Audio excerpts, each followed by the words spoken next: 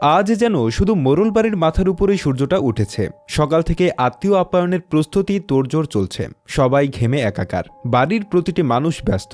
মোর্শেদ হিমেল ও প্রান্তকে নিয়ে বাজার করে ফিরেছেন সূর্য ওঠার মাথায়। লাহারি ঘরের পাশে বড় উনুন করা হয়েছে। সাধারণ চালের পরিবর্তে সুগন্ধি কাটারিভোগ সিদ্ধ চালের ভাত রান্না করা হচ্ছে। ফিরুনি রাজহাঁসের মাংস রান্না হচ্ছে। বাড়ি জুড়ে রমরমা ব্যাপার। একদিন আগের ঘটনা ধামাচাপা পড়েছে ৯৫ ভাগ। ছোট ছোট দরিদ্র ছেলেমেয়েরা খাবারের গ্রান পেয়ে ছুটে এসেছে মোড়ল বাড়ি। সবার মধ্যেই নতুন উত্তেজনা, নতুন অনুভূতি। শুধু পূর্ণা এখনও সেদিনের ঘটনা থেকে বেরোতে পারছে না। চিত হয়ে শুয়ে আছে ঘরে। পদ্মজা মঞ্জুরা আর শিউলির মাকে কাজে সাহায্য করছিল। হেমলতা ধমকে ঘরে পাঠিয়ে দেন। পদ্মজা ঘামে ভেজা কপাল মুছতে মুছতে ঘরে প্রবেশ করে। পূর্ণার দু চোখ জলে নদী। পদ্মজা বিছানার উপর পা তুলে বসল। পূর্ণা পদ্মজার উপস্থিতি টের পেয়ে হাতের উল্টো পাশ দিয়ে চোখের জল মুছল। পদ্মজা কণ্ঠ খাদে নামিয়ে বলল, চোখের জল কি শেষ হয় না? পূর্ণা নিরুত্তর। পদ্মজা অভিজ্ঞ স্বরে বলল, দেখ পূর্ণা, এসব মনে রাখলে তোরই ক্ষতি। দেখছিস না আমি একদিনের ব্যবধানে সব ভুলে হবু শ্বশুরবাড়ির মানুষের জন্য রান্নাবান্না করছি। তুইও ভুলে যা, তোর বন্ধুরা আসছে, তুই নাকি তাদের ধমকে দিয়েছিস। এটা কিন্তু ঠিক না। পূর্ণা পদ্মজার দিকে তাকালো। দৃষ্টি ভীষণ শীতল। পদ্মজাকে বলল, সত্যিই ভুলতে পেরেছ আপা? পদ্মজা সঙ্গে সঙ্গে উত্তর দিল, ভুলিনি, কিন্তু সহ্য করতে পেরেছি। তোর মতো চোখের জল অপাত্রে ঢালছি না। পূর্ণা উঠে বসল। একটা বালিশ বুকে জড়িয়ে ধরে দায়সারাভাবে বলল, তুমি অনেক শক্ত আপা, আমি খুব দুর্বল, আমি ভুলতে পারছি না। পদ্মজা আর এই বিষয়ে কথা বাড়াল না। পূর্ণার গা ঘেঁষে বসে ফিসফিসিয়ে বলল, গতকাল রাতে কি হয়েছে জানিস? কি হয়েছে? পদ্মজা চারিদিকে চোখ বুলিয়ে বলে, তোর নায়ক ভাইয়ের চিঠি আম্মার হাতে পড়েছে। পূর্ণা আতকে উঠে বলল, সে কি? কখন? কিভাবে? আর বলিস না, সেদিন তুই নাড়াবাড়ি ছিলি, তখন চিঠি দুইটা বের করেছিলাম, বারান্দায় ঘরে বালিশের নিচে রেখে দেই, আর মনে নেই। এরপরেই অঘটন ঘটে। এরপর দিন বিচার বসল। চিঠির কথা ভুলেই গেলাম। বারান্দার ঘরে ছিলাম রাতে, তবুও মনে পড়েনি। আর আম্মা পেয়ে গেল। উত্তেজনায় ভয়ে পূর্ণার গলা শুকিয়ে গেছে। প্রশ্ন করল, আম্মা কি বলেছে? পদ্মজার ঠোঁট দুটি উলচিয়ে কি যেন ভাবে। এরপর ব্যথিত সরে বলল, তেমন কিছু না, এজন্যই আরও ভয় হচ্ছে। কিছুই না? কখন হলো এসব জিজ্ঞাসা করেছে। আমি বললাম, তুমি যা বলবে তাই হবে। এরপর আম্মা অনেকক্ষণ আমার দিকে তাকিয়েছিল। তারপর বলল, ঘুমা গিয়ে শেষ। দুই বোন একসাথে চিন্তায় পড়ে গেল। কপাল ভাঁজ করে কিছু ভাবতে শুরু করে। পূর্ণা বলল, আম্মা তোমার মুখ দেখে বুঝে গেছে তুমি লিখন ভাইকে ভালোবাসো না। পদ্মজা অন্যমনস্ক হয়ে বলল, মনে হয়। পূর্ণা খুব বিরক্তি নিয়ে বলল, লিখন ভাই এত সুন্দর, তোমাকে এত ভালোবাসে, তবুও কেন ভালোবাসেনি আপা? লিখন ভাইয়ের চিঠি তো ঠিকই সময় করে পড়তে। বিয়ে করতে কি সমস্যা? আম্মা দিলে তো করবই, সমস্যা নেই। তোমার এই ন্যাকার কথা আমার ভালো লাগে না আপা। পদ্মজা হেসে ফেলল পূর্ণার রেগে কথা বলা দেখে। পদ্মজা পূর্ণার এক হাত মুঠো নিয়ে বলল, গতকাল রাতে আম্মা আব্বার প্রতি ভালোবাসাটা আমাকে বলেছে। প্রথম দেখেই নাকি আপন আপন লেগেছিল। আব্বার জন্য আম্মা দিনকে রাত, রাতকে দিন মানতেও রাজি ছিলেন। এতটা ভালোবাসতেন।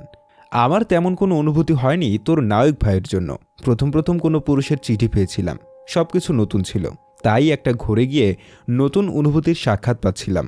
আম্মার ভালোবাসার কথা শোনার পর থেকে মনে হচ্ছে আমি ওনাকে ভালোবাসিনি, সবটা মোহ ছিল। দূরে যেতেই উবে গেছে। তবে উনি খুব অসাধারণ একজন মানুষ। আম্মা ওনার হাতে তুলে দিলে আমাকে কোনো ভুল হবে না, কিন্তু এটা এখন কল্পনাতীত। পরিস্থিতি পাল্টে গেছে, আমার বিয়ে ঠিক হয়ে গেছে। পদ্মজার এত কথা উপেক্ষা করে পূর্ণা কটমট করে বলল, তোমার কি কালো চাদরে দেখলে আপন আপন লাগে? পদ্মজার চোখ ছোট ছোট করে জিজ্ঞাসা করল, কালাচাঁদকে? পূর্ণা মিনমিনিয়ে বলল, তোমার হবু জামাই। তারপর গলা উঁচিয়ে বলল, আমিও কালা জানি, কিন্তু আপা তোমার জন্য লিখন ভাইয়ের মতো সুন্দর জামাই দরকার।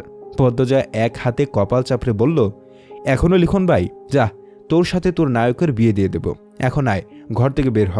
মুক্তা, সোনামণি, রোজিনা আসছে, তোর সাথে কথা বলবে। আয় বলছি, আয়। পূর্ণাকে টেনে নিয়ে বের হলো পদ্মজা।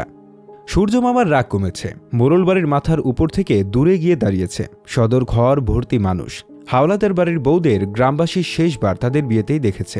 আবার দেখার সুযোগ হওয়াতে দল বেঁধে মানুষ এসেছে। লোকমুখে শোনা যায় হাওলাদার বাড়ির মেয়ে বউদের সারা অঙ্গে সোনার অলংকার ঝলমল করে। মগা মদন সহ আরও দুজন ভৃত্য মোরল বাড়ির ঘেইটে দাঁড়িয়ে বাড়ি পাহারা দিচ্ছে। পদ্মজাকে শাড়ি পরাচ্ছেন হেমলতা। পদ্মজা এর আগে কখনো শাড়ি পরেনি। পূর্ণা প্রেমা ছোট হয়েও পড়েছে।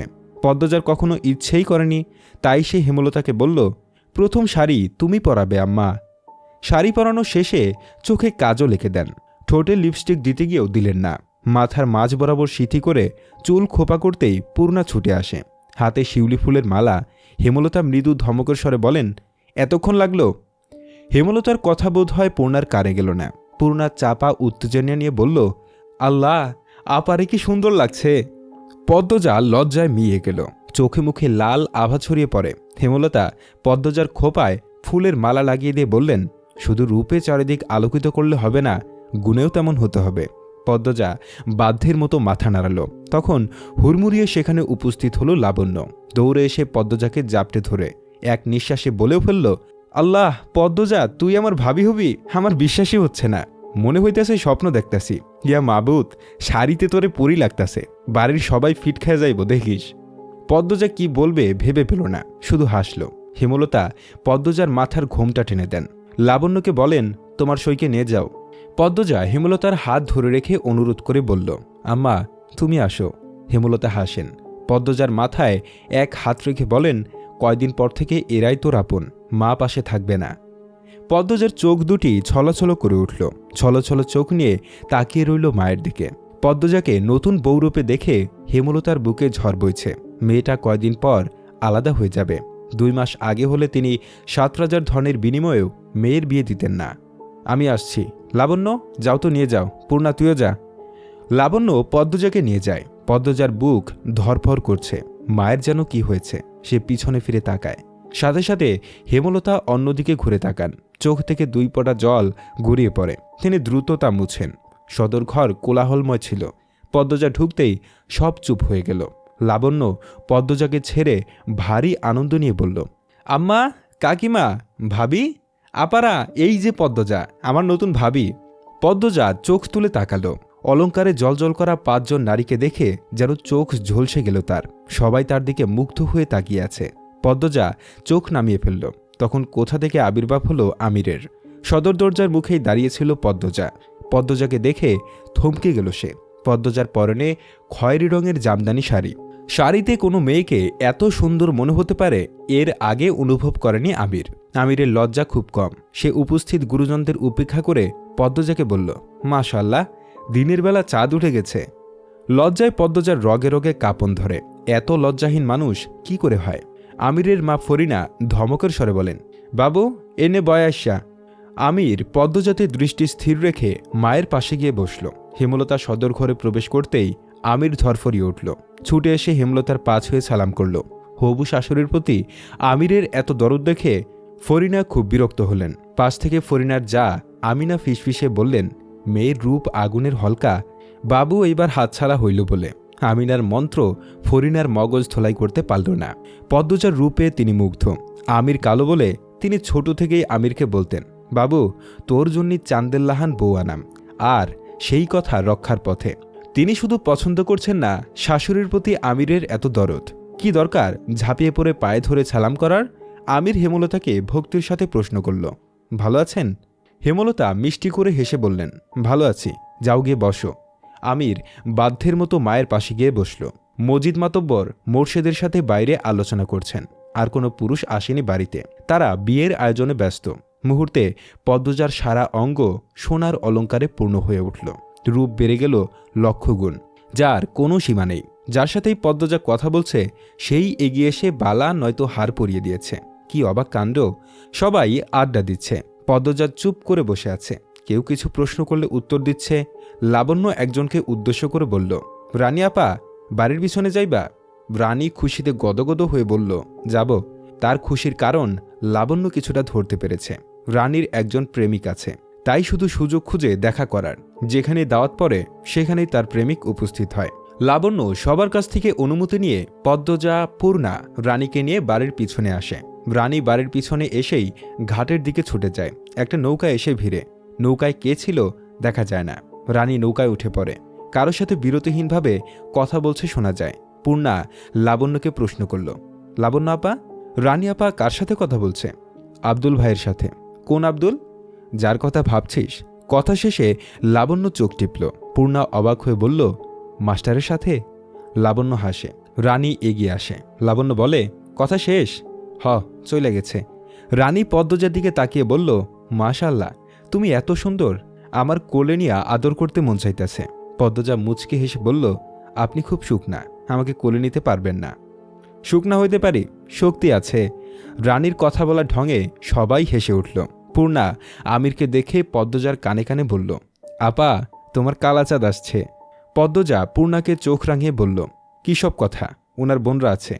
লাবণ্য, রানী, যা এখান থেকে। আমিরের আদর শুনে রানী লাবণ্য খুব বিরক্ত হলো। রানী কাঁদো কাঁদো হয়ে বলল, দা ভাই, থাকি না। আমির চোখ রাঙিয়ে তাকালো, ধমকের স্বরে বলল, যেতে বলছি যা। লাবণ্য বিরক্তিতে ইস বলে পদ্মজাকে বলল, আয়, অন্যখানে যাই। পদ্মজা থাকুক, তোরা যা। আমিরের কথা শুনে বেশি চমকালো পদ্মজা। লাবণ্য ফোঁস করতে করতে বলল, কেন কেন? পদ্মজা পূর্ণা অন্যদিকে ফিরে আছে। আমির দৃষ্টি কঠোর করতেই লাবণ্য রানী চলে গেল। পূর্ণা চলে যেতে চাইলে পদ্মজা পূর্ণার হাত চেপে ধরে। পূর্ণা পদ্মজার হাত ছাড়িয়ে ধীর কণ্ঠে বলল, একা থেকে তোমার কালাচাঁদের ভালোবাসা খাও, ছি। পূর্ণা ছুটে চলে গেল। আমির পদ্মজার পাশে এসে দাঁড়াতেই পদ্মজা বলল, বিয়ের আগে গুরুজনদের না জানিয়ে এভাবে কথা বলা ঠিক নয়। কি হবে? পদ্মজা কিছুক্ষণ নীরব থেকে বলল, কলঙ্ক লাগবে। আর কি বাকি আছে? পরিমাণ না বাড়ানোই ভালো। পদ্মজার কথা বলতে একটুও গোলা কাঁপেনি। বাড়ির ভিতর চলে আসার জন্য পা বাড়াতে আমির পদ্মজার এক হাত থাবা দিয়ে ধরে, আবার ছেড়ে দিল। পদ্মজা ছিটকে দূরে সরে গেল। আমির বলল, তুমি সত্যিই একটা পদ্মফুল পদ্মবতী। এজন্যই লিখন সার মতো সুদর্শন পুরুষ তোমার প্রেমে পড়েছে। দেখা হওয়ার পর এই প্রথম পদ্মজার চোখ তুলে তাকালো। পরপরই চোখের দৃষ্টি সরিয়ে ছুটে বাড়ির ভেতর চলে গেল। আমির অনেকক্ষণ সেখানে দাঁড়িয়েছিল। দেখতে দেখতে সন্ধ্যা ঘনিয়ে এলো। এবার আত্মীয়দের বিদায়ের পালা। যাওয়ার পূর্বে লাবণ্য একটা কাগজ পদ্মজার হাতে গুজে দিয়ে বলল, দা ভাই দিছে। ঘুমাবার আগে পদ্মজা কাপা হাতে কাগজটির ভাঁজটি খুলল। কাগজটিতে যত্ন করে লেখা, সারা অঙ্গ কলঙ্কে ঝলসে যাক, তুই বন্ধু শুধু আমার থাক।